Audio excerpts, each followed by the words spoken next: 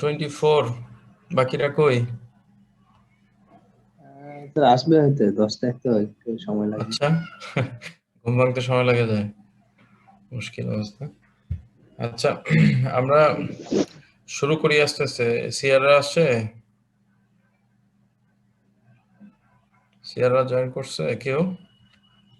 সাকিব, শাফি আছে দেখা যায়, আর কে আছে?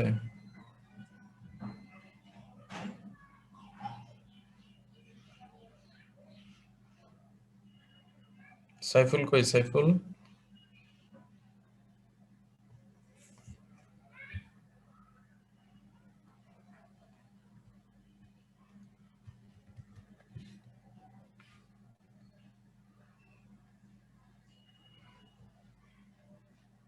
আমরা শুরু করি, কি বলো? বাকিরা জয়েন করুক আস্তে আস্তে।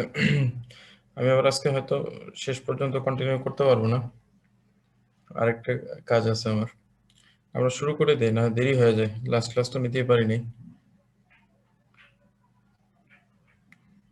আমরা কোথায় ছিলাম কেউ বলতে পারো?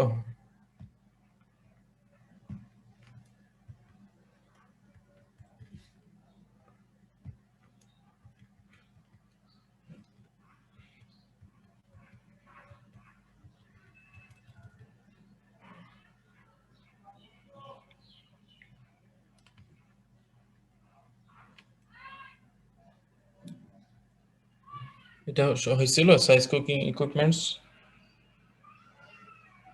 স্যার আসসালামু আলাইকুম। আলাইকুম সালাম। এই কি অবস্থা, কোন পর্যন্ত হয়েছিল বলো? স্যার এক্সাক্টলি তো ভুলে গেছি। হ্যাঁ, তা তো ভালো হয়েছে, স্যার পরীক্ষা এটা হয়নি মনে হয়। এই স্লাইডটা হয়নি, এখান থেকে শুরু আচ্ছা হবে। ঠিক আছে, আমরা শুরু করতেছি এখান থেকে।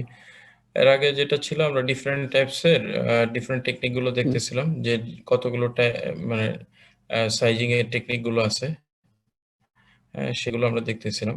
এখন সেখান থেকে আমরা বলতেছিলাম যে সবচেয়ে বেশি কমনলি মডার্ন ফ্যাক্টরিগুলোতে ইউজ হচ্ছে আমাদের হাই প্রেশার সাইজিং এবং স্ল্যাশার সাইজিং যে টেকনিক, এই দুইটা টেকনিকই এখন কমনলি ইউজ হচ্ছে সব জায়গায়।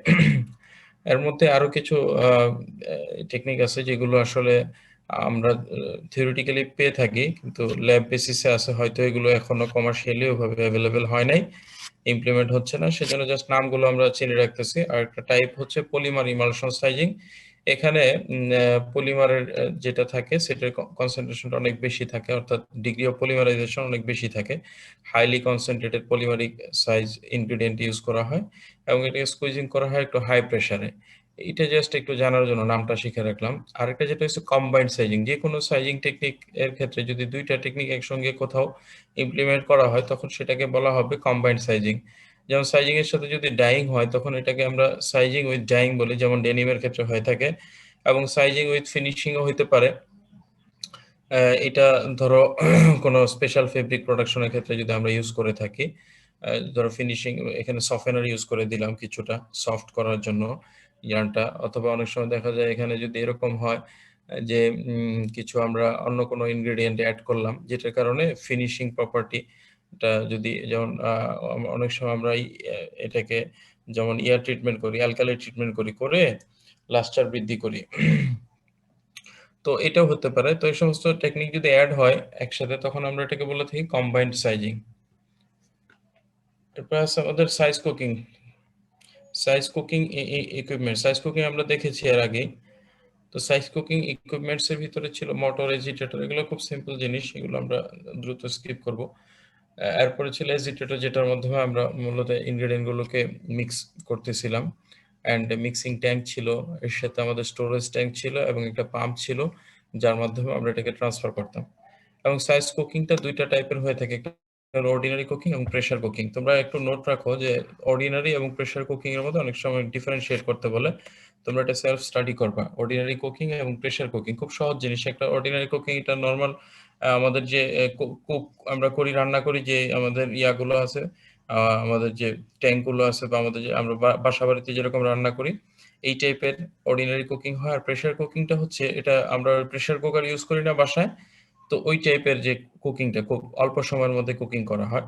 তো বাকি সাইজ ইনগ্রেডিয়েন্ট গুলো কিভাবে অ্যাড করা হয় এগুলো তোমরা একটু সেলফ স্টাডি করবে, বইয়ে আছে, আমি যে রেফারেন্স বুকস গুলো দিছি সেখানেই দেখবা আছে এই দুইটা অনেক সময় দেয়।